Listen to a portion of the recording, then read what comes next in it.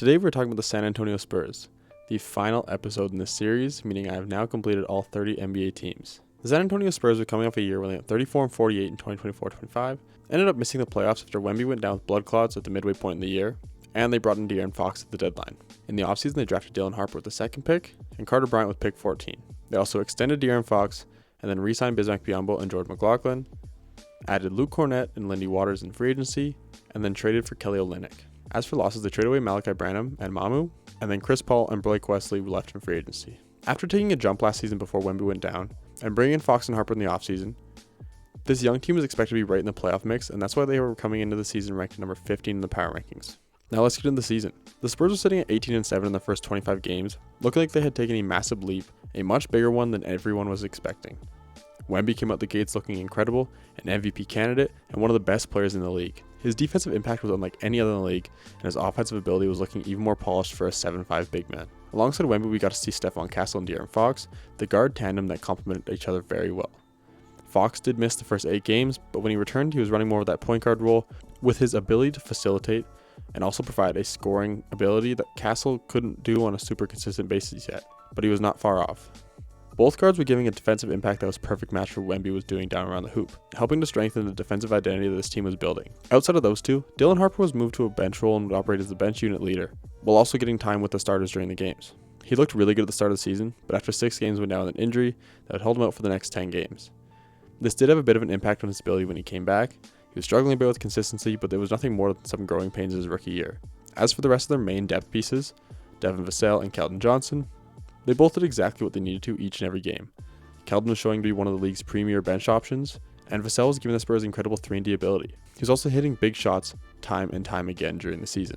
Outside of all the positive stuff, on November 16th, Wemby did go down with a calf injury that would hold him out for close to a month. A tough blow for the surging Spurs team, and brought back up conversation on if he was injury prone or just unlucky. This did not slow down the Spurs though. This allowed for Stephon Castle to really take over, and he looked incredible in all aspects of the game, leading them through the NBA Cup and upsetting the Thunder en route to the Cup Finals, where they did end up losing to the New York Knicks. Also during this time, we saw the value of Luke Cornett. It started to show as he stepped in for Wemby, and honestly he looked great. Not just as a starter, but as the backup behind Wemby all season, a very good signing for them, providing great value. The Spurs kept up their level of play for the remainder of the first half of the year and rolled into the deadline sitting at 35-16. At the deadline, they didn't make any moves, keeping the team the exact same, but it was working, so there was no need. You know what they say, if it ain't broke, don't fix it. This team looks so complete and complemented each other so incredibly. They did, however, end up waiving Jeremy Sohan after the deadline, but that was not anything major for the team. He wasn't really playing, he was having a lot of issues with the coach and everything.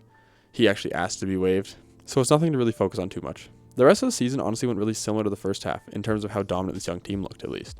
Only now we started to see Harrison Barnes kind of phase out of the lineup, and Carter Bryant was moved in.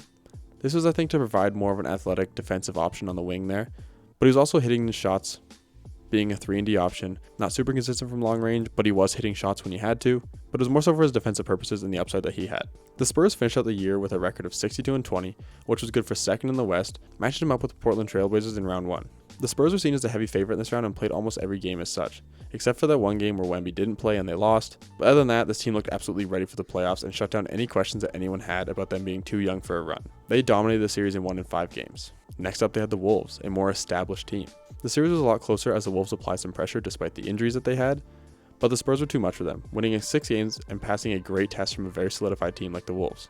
And then came the conference finals, where they faced their biggest test yet and matched up with the Oklahoma City Thunder, last year's defending champion. This series was not as easy to predict, as both teams looked extremely dominant all season long, but the Spurs had beat them in 4 or 5 matchups, including that one matchup in the NBA Cup. This series was back and forth, and neither team could really pull away at any point. Wemby really came alive and showcased his dominance, shutting Chet down completely. This also led the Spurs to a Game 7 win and a trip to the NBA Finals, letting everyone know that the Spurs had officially arrived. In the finals, they drew the Knicks, and lots of people had them as a favorite to win, but things did not go as great. The Spurs dropped 2 games at home and put themselves in a really tough spot going into New York. Stephon Castle and Dylan Harper were the 2 biggest bright spots for the team, especially as De'Aaron Fox did not look like the same player, and honestly Wemby didn't look as dominant as he had in previous series. Despite all that, the Spurs came out ready to play in Game 3, taking it in New York and giving themselves back into the series. They carried this momentum into Game 4 and took a massive 29-point lead, looking like they were about to even out the series and go back to San Antonio with that at 2-2. That was until the Knicks made a historic comeback and took Game 4, killing all momentum that the Spurs had. And they followed this up with winning Game 5 to take the NBA Finals, ending the Spurs season there. This was a great year for the Spurs. They really exceeded expectations. A lot of their young guys took major jumps, and their young prospects also showed a ton of promise. This team is definitely here, and it's going to be here for a long time. Now as we look ahead, as I just said, the Spurs have officially arrived as contenders. San Antonio won 62 games, tied for the third most victories in franchise history, and established itself as one of the NBA's elite teams behind Victor Wembanyama. That is not to discredit their rapidly improving young core that they have. Their starting lineup was one of the league's best. Their group of Wemby, Fox, Castle, Vassell, and Julian Champagnie went 21-3 together and posted a dominant plus 18.5 net rating during the regular season, taking a massive leap and showing that they are ready to be a contender, despite losing to the Knicks in the finals. I haven't talked about Julian Champagnie yet, but I do want to talk about him a little briefly. He really came alive this year and was a great value player for the Spurs. He has an incredible ability to knock down the three ball, brings in size at the wing there to defend as well. He's a great role player and fits the Spurs system incredibly. That's not just on the offensive side, but on the defensive side as well. I don't think he's going anywhere anytime soon. But as we enter the offseason, the Spurs are in a great financial position. With no player outside of Fox earning more than $30 million annually, San Antonio sits roughly $44 million below the luxury tax and has significant room to improve the roster. This will start with what they do in the NBA draft. The Spurs have picked 20 and could look to bring in another depth piece, specifically at the 4. And the two guys I like the most from them are Haynes Steinbach, if he ends up falling, or Allen Graves. Steinbach is a physically imposing high-motor forward who dominated as a freshman, combining elite rebounding, interior scoring, and relentless toughness to become one of the most productive front-court players in college basketball. He complements his strength and physicality with surprising ball handling, solid athleticism, and developing shooting touch, giving him intriguing upside as a versatile big. I think he shot like 35% from 3 this year, which is huge. The Spurs could definitely use that. As for Graves, he's a versatile 6'8 to 6'9 forward with a rare combination of size, shooting, passing, and basketball IQ, highlighted by his background as a former point guard. He spaces the floor efficiently, defends multiple positions, and impacts the game as a connector and facilitator, making him an intriguing modern forward with significant long-term upside. The Spurs have a clear hole at the power forward depth, and both these guys can address that need while bringing a skill set that would match their defensive identity and shooting abilities in the front court. This will go along with a young core that provides them with long-term sustainability. Wemby, Castle, Harper, and Carter Bryant are all on rookie-scale contracts, giving the Spurs one of the NBA's most talented and affordable foundations. And with Harper and Castle looking way ahead of schedule, this team may be competing for a long time, and it is only just the beginning. But when it comes to extensions, Victor Wembanyama is definitely the team's top priority. The reigning Defensive Player of the Year is eligible for a 5-year, $251 million rookie max extension, which would become the largest rookie extension in NBA history. The Spurs will probably get this done right away to ensure they have their franchise player locked down for years to come. An absolute no-brainer of an extension and definitely well-deserved. This might be a long shot, but I wouldn't be surprised if Wemby comes out and takes a pay cut. He probably won't, but I just thought I'd throw that out there. Something that I think. San Antonio still has the flexibility to be aggressive in free agency. Even after extending Wemby, the Spurs will have access to the full non-taxpayer mid-level exception and can pursue upgrades without sacrificing flexibility. But going back on extension talk to talk about a guy that I just mentioned, Julian Champagnie.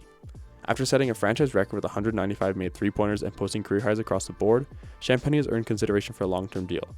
He has found himself a really solid role on the Spurs team, and they go a lot to him even down the stretch, especially when they need threes. He also brings a bit of size to impact defensively, and I think the Spurs will exercise his $3 million team option and then look to extend him on a 4-year deal. This gives them a little time and flexibility as they go into next season, so they don't have to do it right away.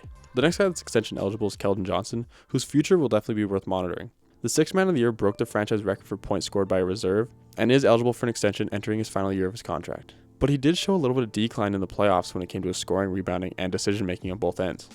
I don't think the team will rush to extend him, especially with their rapidly developing young core, and could honestly look to trade him and bring in some more depth pieces. His decline in production was very concerning and showed what he does is very replaceable. It will be a make or break year for him next season on this team. That's if they don't move off of him this offseason. The next guy, a very important player, Devin Vassell. Vassell started 65 games, knocked down a career-high 166 threes, and is eligible for an extension despite having multiple years remaining on his current contract. This team may not extend him this offseason with the rest of the expenses that they have, especially knowing that they have the security of having him on their contract for 3 more years. He isn't eligible until October 1st, so the team could look to get it done sometime during the year next season, or they could even wait an extra year. But if they do that, his value might keep going up. He has shown to be a very reliable 3-and-D option for them, and came up big for them many times in the postseason. The last 2 guys that are extension eligible are Kelly Olynyk and Harrison Barnes, and I think they let both of them kind of enter the open market when their contracts are up. I do believe that they might try and keep around Harrison Barnes as a veteran presence when the time comes, but I don't think it'll be one extension. I think it'll kind of just be like a veteran minimum type of thing when he is a free agent. And as for Kelly Olynyk, I think his time on the Spurs is done when his contract's done. Depth remains the biggest roster need. The Spurs could use another ball handler in the backcourt, a stretch forward to complement Wembanyama, and continue shooting development from Castle, Harper, and Bryant. This is something they can do in the draft if they take either Haynes Steinbeck or Allen Graves, both tremendous shooters that will come in and provide that depth to them, especially at the 4.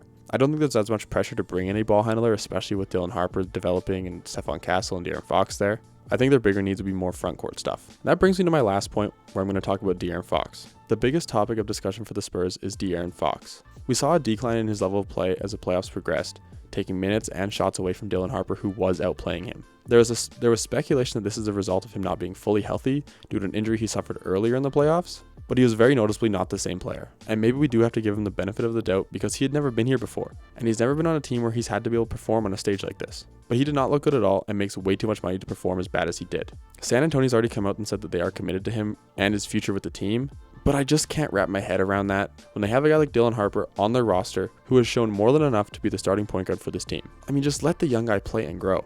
He is incredible and you're only hurting his development. He has verbally expressed his frustration with his role. It came up in Devin Vassell's interview after the finals, and he is not a guy you want to have mad and end up leaving when he has the option. So San Antonio really needs to take some time and think about what they want to do with De'Aaron Fox. But to sum it all up, the Spurs have built one of the NBA's most sustainable contenders, and with Wemby's extension looming, ample financial flexibility, and a loaded young core, their offseason is focused more on strengthening a contender rather than building one.